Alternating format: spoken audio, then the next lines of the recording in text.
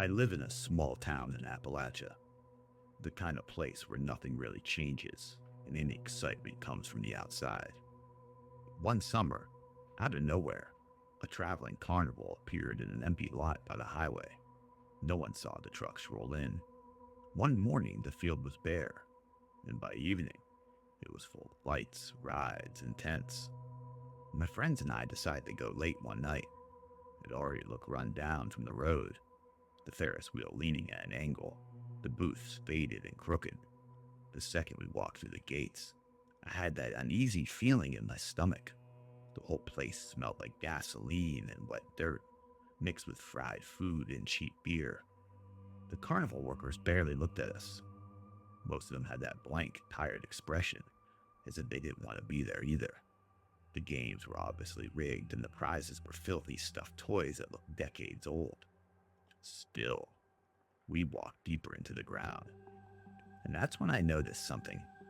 Someone standing between two tents. A tall man, barely visible in the shadows. He wasn't moving, just watching. When I turned my head for a second and looked back, he was gone. I tried to brush it off, but a little while later, near the Ferris wheel, I saw him again. He was at the edge of the light, standing still, facing us. His face was hard to make out, but I knew it was the same guy. By then, the crowd had thinned. The lights flickered and the ride sounded like they could collapse at any second. The deeper we went, the more I noticed how quiet it had gotten. Even the music from the ride seemed to fade. When we finally decided to leave, we cut down a road of food stands. There he was. This time, standing directly in the middle of the path. He didn't move, didn't say a word. He just stood there, waiting, watching. We froze for a second, then backed away and tried another way out. And that's when we heard it.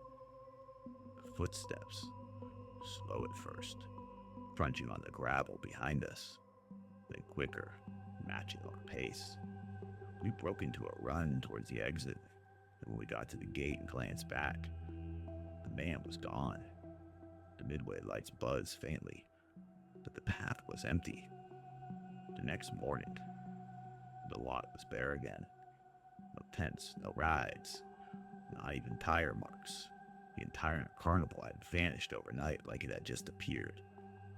I don't know if it was some drifter or someone connected to the carnival, but the way he always seemed to be waiting, the way he knew exactly where we'd be, has always stuck with me.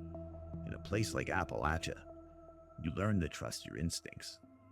Later that day, my friend and I noticed a missing person flyer at a gas station with a picture of a suspect that I swore looked like the tall man at the carnival, asking for information.